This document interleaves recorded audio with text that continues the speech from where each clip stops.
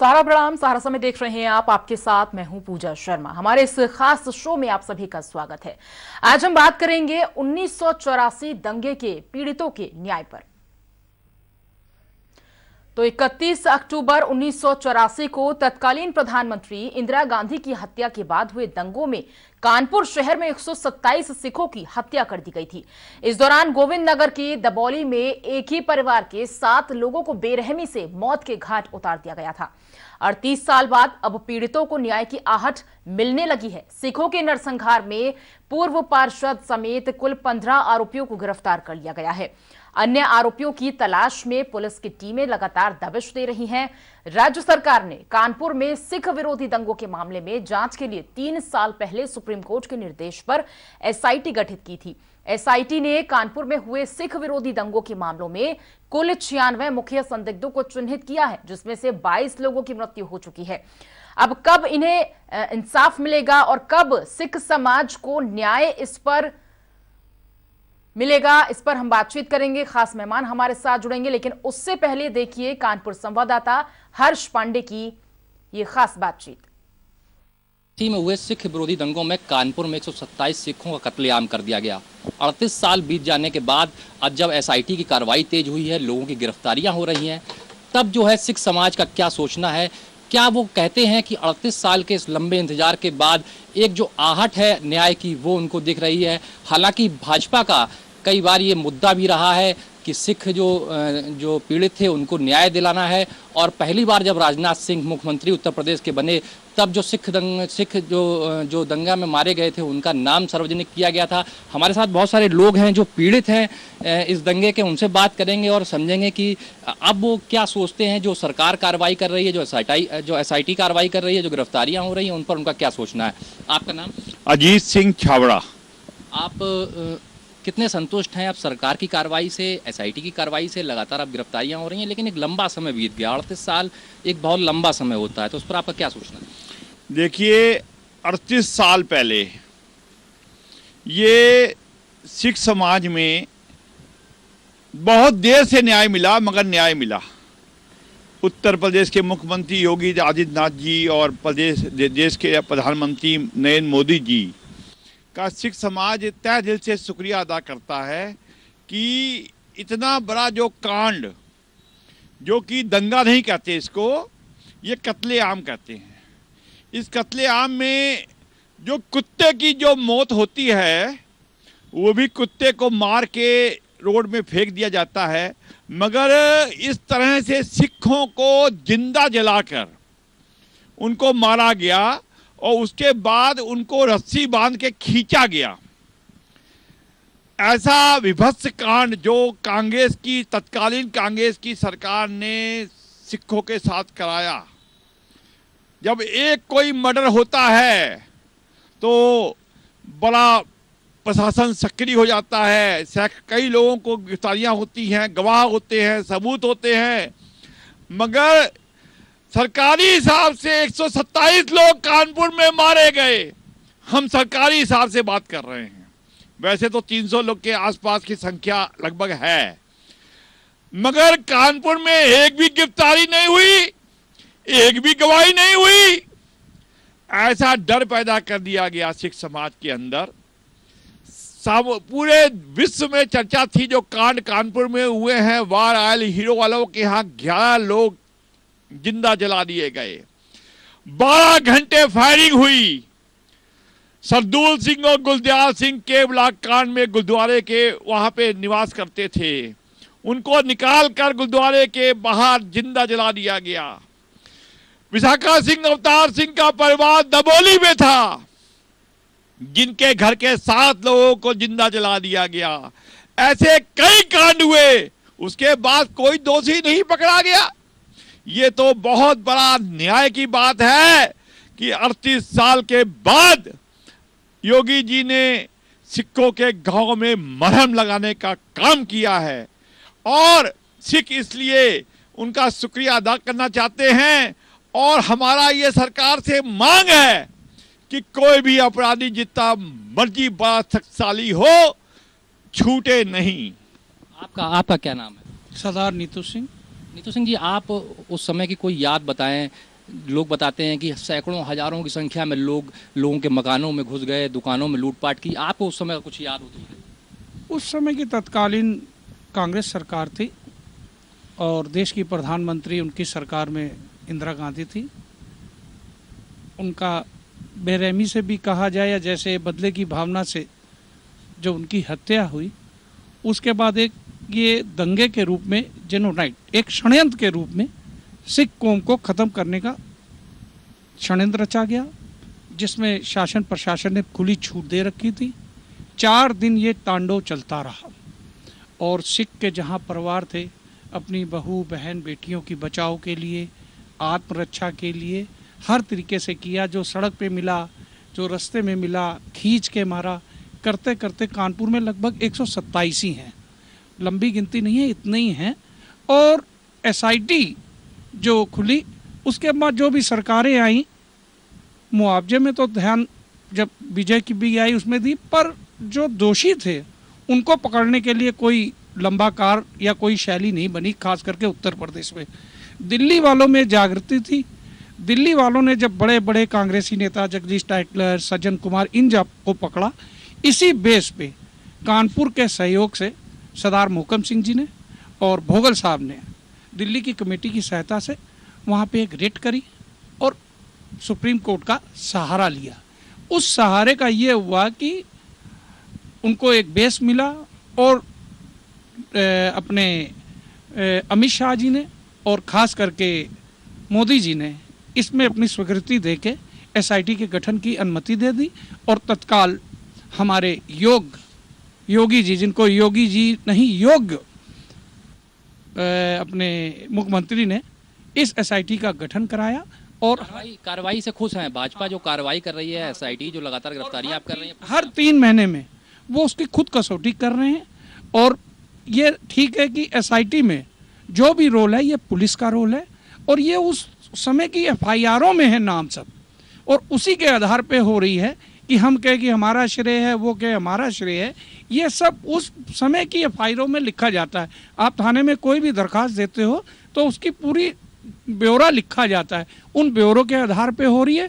क्योंकि इसको ये मत समझे कि मैंने करा दिया तो ये एक दुश्मनियाँ हो जाएंगी, और कोई भी इस चीज़ को मत समझे कि मेरे कहने पे हो रही है या उनके कहने पे हो रही। उनका पाप जो किया था वो एफआईआर में दर्ज है, वो आज उभर के आ गया और इसमें नामचीन लोग अभी आने बाकी हैं और सब गिरफ्तार होंगे। क्योंकि अभी मोदी जी ने योगी जी ने बुला के हम लोगों से आश्वासन दिया, चाहे कोई भी बड़े से बड़ा राजनीतिक किसी दल का भी हो, वो गुंडा हो, वो इस चीज़ से बचेगा नहीं, दोषी को सजा मिलेगी।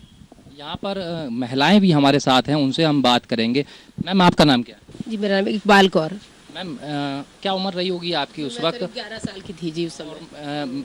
आज के जो बच्चे हैं, जो आज की जो जनरेशन है, आपके भी घर में होंगे, उस समय आप लोग छोटे थे, आपके जो बच्चे पढ़ते हैं उस समय की चीज़ों को या टीवी पे देखते हैं, तो उनके मन में क्या ख्याल आता है? क्या वो अपने घर वालों से डिस्कस करते हैं उन चीज़ों को लेकर? और आपका क्या पुरानी कोई याद हुई? जी, सबसे पहले तो मैं बताऊं कि मैं उस समय स्कूल में थी जी। मैं केके में पढ़ती थी, किदवई नगर में। जब हम लोग को ये हुआ कि छुट्टी हो गई, छुट्टी कर दी गई है, कुछ नहीं पता, बच्चे छुट्टी हुई, खुश हुए, बाहर निकले तो अजीब सा ही माहौल था जी। माहौल था और कुछ अजीब सी नज़रों से, जैसे अब चूँकि मैं सिख थी और मेरे ख्याल से मेरे क्लास में सिर्फ मैं ही एक सिख लड़की थी जी। तो कुछ मैडम्स थी जो मतलब इतने ख़राब से मुझे देख रही थी, जैसे लग रहा मैंने कोई कसूर कर दिया। चलते रास्ते में आ रहे हैं, कम से कम आप मानोगे जूही नहर के पास कम से कम 2000 लड़के थे। अब ये कहिए कि हमारा वो एरिया अपना पहचाना था और कुछ लोग मुझे जानते थे, नहीं तो मेरे साथ उसी समय कोई हादसा हो सकता था। इतनी छोटी नहीं थी, 11 साल की लड़की, बड़ी होती है, ठीक है जी। उसके बाद घर पहुंचे तो इतना माहौल ख़राब कि पूरे मोहल्ले जो हमारे अपने थे, जिनके साथ हम खेलते थे, वो सब हमारे घर में लाठी डंडे लेके घुस आए। सारे हमारे जानवर खोल के ले गए। हमारे भाई छोटे छोटे थे, हमसे 2-3 साल बड़े, मतलब कहने का, उनके साथ बहुत बदसलूकी करी, हमारे जानवरों को खोल के ले गए। मेरे पिताजी उस समय ट्रेन लेकर दिल्ली जा रहे थे, जो उस समय गाजियाबाद में थे।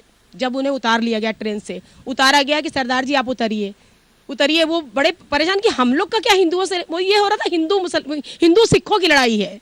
और ये चीज़ हम लोग को बर्दाश्त नहीं थी, क्योंकि हमारे 4 परिवार सिर्फ थे और 400 लोगों के बीच में हम लोग रहते थे। तो हम तो हिंदू और सिख जानते नहीं, हम सोचते एक है।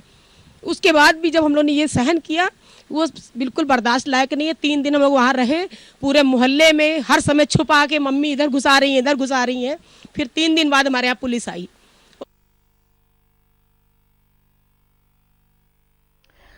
तो ये उन सभी लोगों की प्रतिक्रियाएं थी जिन्होंने उस समय को देखा, यानी कि 1984 31 अक्टूबर को जब पूर्व प्रधानमंत्री इंदिरा गांधी की मौत हुई थी और उसके बाद जब कानपुर में ये दंगे हुए तो 127 लोगों की मौत हुई थी, कत्ल कर दिया गया था। खास मेहमान हमारे साथ जुड़े हुए हैं बीजेपी नेता और वाइस चेयरमैन पंजाबी अकादमी के अध्यक्ष गुरविंदर सिंह छाबड़ा जी हमारे साथ जुड़े हुए हैं, साथ ही साथ एसपी नेता उदय द्विवेदी जी भी हमारे साथ जुड़े हुए हैं। दोनों का बहुत बहुत स्वागत है इस खास चर्चा में। सबसे पहले बीजेपी की पास आते हुए, गुरविंदर जी के पास आते हुए, सर 38 साल हो चुके हैं, इंसाफ की आहट तो आ रही है, इंसाफ की उम्मीद जरूर है, लेकिन इंसाफ पूर्ण तरीके से नहीं है। 38 साल बाद भी ये हालात अभी तक क्यों बने हुए हैं? अपनी बात रख सकता हूं, आप सुन पा रही हैं? जी बिल्कुल, बताइए।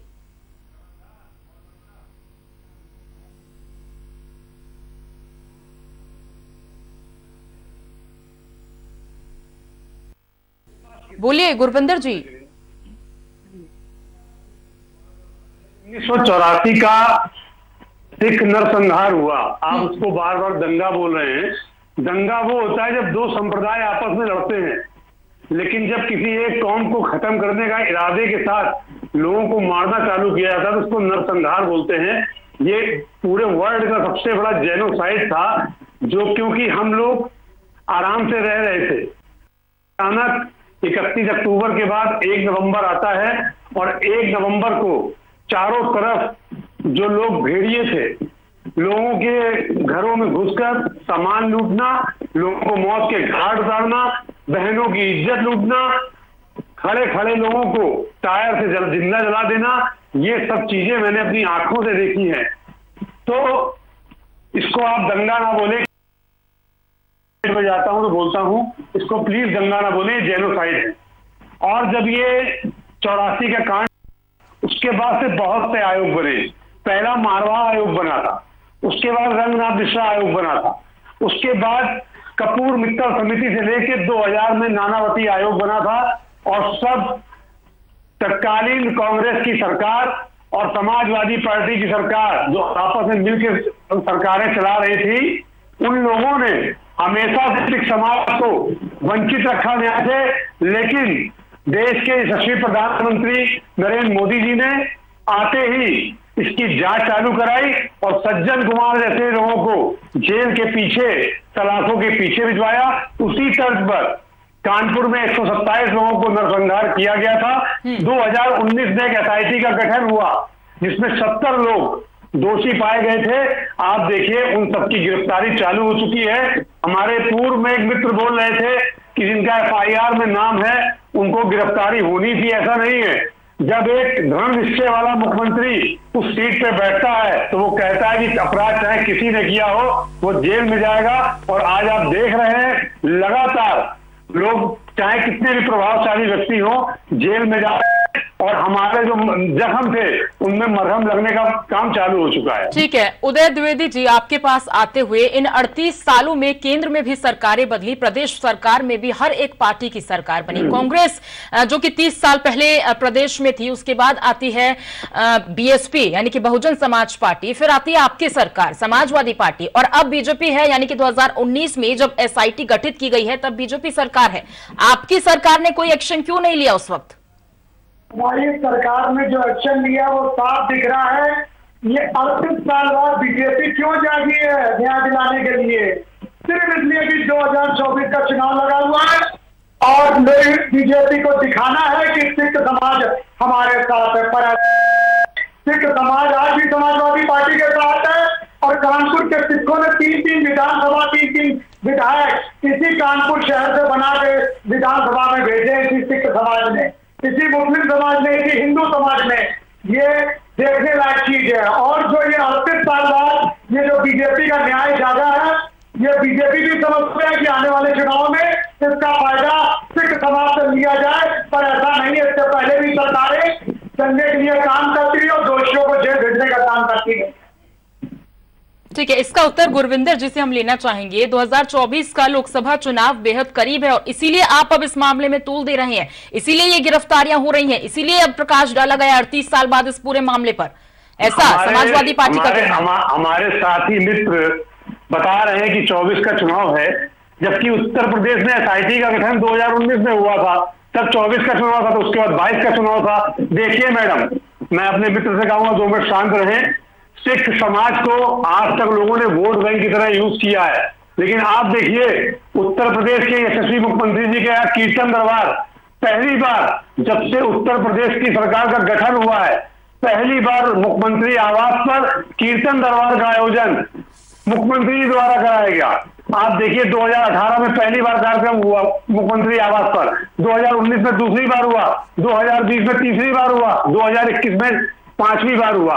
आप देखिए लगातार अगर हम उसको वोट बैंक के रूप में भाजपा सरकार जान रही होती तो निश्चित ये सब कार्यक्रम नहीं, लेकिन ये याद 38 साल बाद अब क्यों आई है? अब जिस तरह से 3 साल पहले एसआईटी गठित हुई है 2019 में, केंद्र में आपकी सरकार 8 सालों से है सर, 8 साल पहले ना एसआईटी गठित हुई, ना इस मामले पर प्रकाश डाला गया।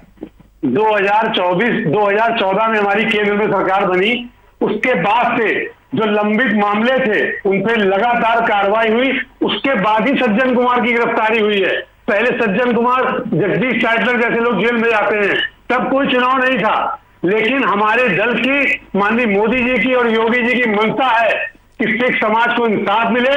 जब 2014 में सरकार बनी थी, उसके बाद 17 में चुनाव थे, चुनाव तो चलते ही रहेंगे, लेकिन इतने समय तक समाजवादी पार्टी और कांग्रेस मिलकर केंद्र में सरकार चलाती रही, उत्तर प्रदेश में भी गठबंधन करके सरकार चलाई गई, तब इन्होंने इसकी जांच क्यों नहीं?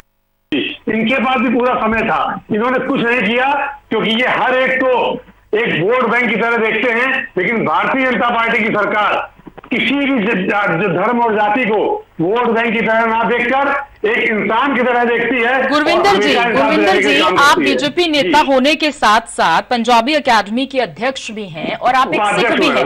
आपने वो दौर भी देखा होगा सन 84 का, जब उस वक्त किस तरह से विभत्सनाएं हुई थी, किस तरह से एक ही परिवार के 6 लोगों का जब कत्ल हुआ था, वो तस्वीरें वाकई बयां करने में भी बहुत मुश्किल होता है। वो समय आपने देखा होगा। आप संतुष्ट हैं इस कार्रवाई से जो अब ये कार्रवाई हुई है? क्योंकि कई नामचीन लोग भी हैं, नाम नहीं लेना चाहूंगी मैं, लेकिन क्या उनकी भी गिरफ्तारियां होंगी? क्योंकि दिल्ली में हम देख रहे हैं लगातार कि कई नेता थे जो कि आरोपी हैं, उन पर कार्रवाई हुई, लेकिन क्या उत्तर प्रदेश में जो नामचीन लोग हैं जिन पे आरोप है, क्या उनकी भी गिरफ्तारियां होंगी? मैडम देखिए, 1984 की मैं बात करता हूं, मेरी उस समय 7 साल उम्र थी, 7 ईयर, और मेरे घर में मेरी 2 बहनें थी, मेरी भाभी की भी शादी हुई थी। उस समय एक व्यक्ति मेरे पिताजी के पास आता है और कहता है कि आपके घर में सुबह लूट लिया जाएगा और आपके घर की लड़कियों को उठा लिया जाएगा।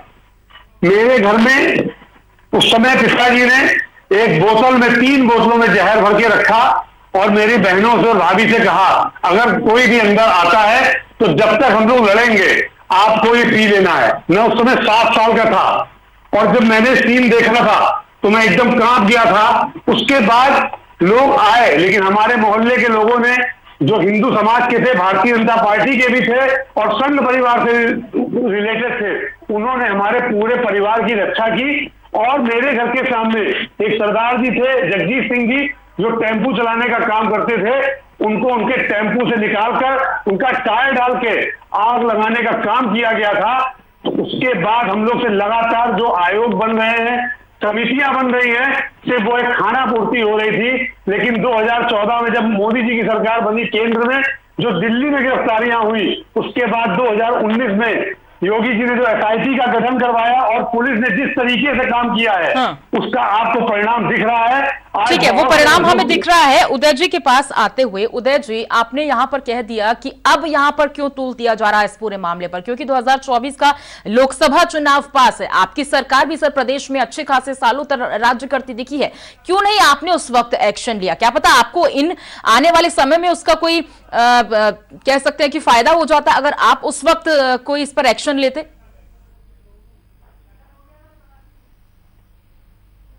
उदय जी, ये एक मानव से संबंधित काम है। ये एसआईटी क्या है? ये सरकार की कठपुतली है। ये बीजेपी सरकार आप 2014 में आई है, 2014 से पहले के महीने सुरक्षित नहीं थी। बताइए आप। 84 की बात करिए, बहनों की बात करिए। मेरे भाई, मैं नहीं बोला आपके विषय में। ये बताइए 2014 में यह सिर्फ बीजेपी का ही काम है। बीजेपी जानती है कि सिख समाज उनके साथ नहीं है, उन्होंने कोई सिख समाज के लिए कोई अच्छा कार्य नहीं सर, आप बीजेपी की चिंता छोड़ दीजिए सर, आप 2024 के लोकसभा चुनाव पर मत जाइए। उसका कितना फायदा बीजेपी को होगा वो बीजेपी देखेगी, लेकिन आप अपना बताइए। आपकी सरकार ने भी प्रदेश में सर अच्छे खासे सालों राज्य किया है, आपने क्यों नहीं कोई एक्शन लिया? 2019 में बीजेपी ने एसआईटी का गठन किया, क्यों नहीं आपने कोई एक्शन लिया? क्या पता आने वाले सालों में आपको कोई फायदा हो जाता उस एक्शन लेने का। ये जिस तरह से आप कह रहे हैं 1984 का मामला है, 38 साल पहले का, सबसे पहले गिरफ्तारियां। तो अगर 38 साल पुराना मामला है तो उसको रख दें, फिर कोई उस पर एक्शन ना ले, उनको इंसाफ ना मिले। अगर 38 साल पुराना मामला है, ये कह रहे हैं आप? जिनको इंसाफ चाहिए उनको इंसाफ मिलना चाहिए, परंतु 38 साल बाद क्यों इंसाफ देने के लिए सूझ रही है बीजेपी को? ये क्यों चिंता हो रही है? 2019 में एसआईटी गठित हुई थी, 2019 में एसआईटी गठित हुई थी। 127 लोग जिन लोगों की मौत हुई थी, उनमें से अब तक देखिए आप कितने लोगों की गिरफ्तारियां हो चुकी हैं। 38 साल बाद 15 आरोपियों की गिरफ्तारी हो चुकी है, कई लोगों की तो मौतें भी हो चुकी हैं। मैं प्रश्न ये कर रही हूं सर कि जब आपकी सरकार ने राज्य किया तो आपने कोई एक्शन क्यों नहीं लिया? आप बार बार ये बोल रहे हैं बीजेपी अब 24 के चुनाव के लिए तूल पकड़ रही है, तो आपने क्यों नहीं उस वक्त कोई एक्शन लिया? हमारे राष्ट्रीय अध्यक्ष जी ने सिख समाज के लिए कितने कार्य किए, किस काम को हम लोग गिनाए? आज सिख समाज हमारे साथ ऐसा ही तो नहीं। मैंने पहले भी कहा कि आज कानपुर में 3 सीटें शहर में समाजवादी पार्टी जीत के गई है। सिख समाज, हिंदू समाज, मुस्लिम समाज के, सारे समाज के मत से, कोई एक मत से नहीं जीत के गई है। आज हमारे साथ अगर सिख समाज ना होता तो हम लोग यहाँ थोड़े ना खड़े होते। गुरविंदर जी, आप जवाब देंगे इनकी बात का। क्या इंसाफ के लिए हमें इतना इंतजार करना पड़ेगा कि हमें 38 साल बाद अब हम देख रहे हैं कि जो तस्वीरें हमने सन 84 में देखी थी, अब आहट मिल रही है? इंसाफ भी नहीं कहेंगे सर, आहट अब देख रहे हैं। उम्मीद अब एक जागी है सिख समाज के भीतर कि अब इंसाफ मिलेगा 38 सालों बाद। क्या हमारे प्रदेश की, क्या हमारे देश की जो व्यवस्थाएं हैं वो इतनी सुस्त हैं? में मारवा आयोग बना था, उसके बाद से तमाम सारी सरकारें, तमाम बार समाजवादी पार्टी की सरकार रही है, इनके समर्थन से केंद्र में कांग्रेस की सरकार रही है। तब जब ये कह रहे हैं कि एसआईटी क्यों बनी, हमारे मित्र कह रहे थे कि एसआईटी क्यों बनी, इन्होंने जब 85 में पहला आयोग बना था और इनकी समर्थन में सरकारें नहीं थी, तब इन्होंने इस पे एक्शन क्यों नहीं लिया था? क्या ये बता सकते हैं? और ये हमें ये बार बार कह रहे हैं कि सिख समाज हमारे साथ है, सिख समाज हमारे साथ है। उत्तर प्रदेश में तराई में सबसे अधिक सिख रहता है। पूरा लखीमपुर खीरी में एक भी सीट समाजवादी पार्टी सरकार को नहीं मिली है, एक भी सीट। पीलीभीत में एक भी सीट नहीं मिली है। कानपुर में गोविंद नगर विधानसभा में सबसे अधिक सिख समाज के लोग रहते हैं, वहां भी इनको उसी सीट नहीं मिली है। तो इनके साथ किसी भी वर्ग का समर्थन रहा नहीं है।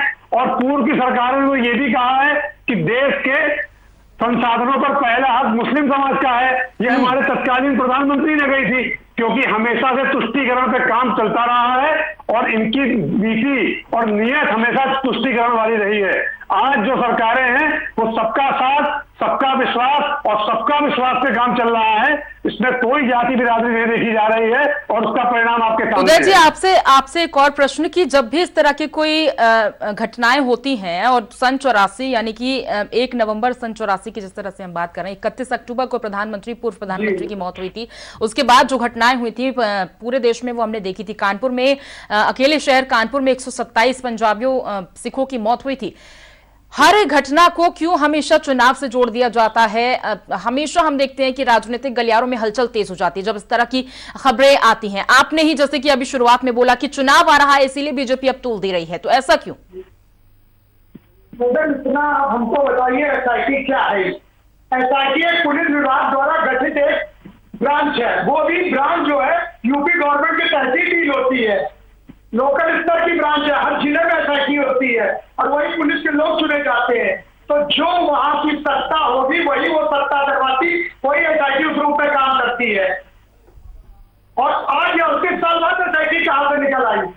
ठीक है, तो देखिए ये आरोप और प्रत्यारोप का दौर तो हमेशा चलता रहेगा। जिस तरह से समाजवादी पार्टी का ये कहना है कि क्योंकि 2024 का लोकसभा चुनाव आ रहा है, इसीलिए अब बीजेपी ने इस पूरे मामले पर इतना ज्यादा तोल दिया है, प्रकाश डाला है। लेकिन 1984 को जिस तरह से पूर्व प्रधानमंत्री इंदिरा गांधी की मौत हुई थी, उसके बाद कानपुर में 127 सिखों की हत्या कर दी गई थी। एक ही परिवार के 6 लोगों का कत्ल कर दिया गया था, लगातार उन पर फायरिंग हुई थी और उनकी मौत हो गई थी। लेकिन क्या उन्हें इंसाफ मिलेगा? क्योंकि इंसाफ की आहट जो है वो अब दिखती हुई, इंसाफ की एक उम्मीद दिखती हुई है।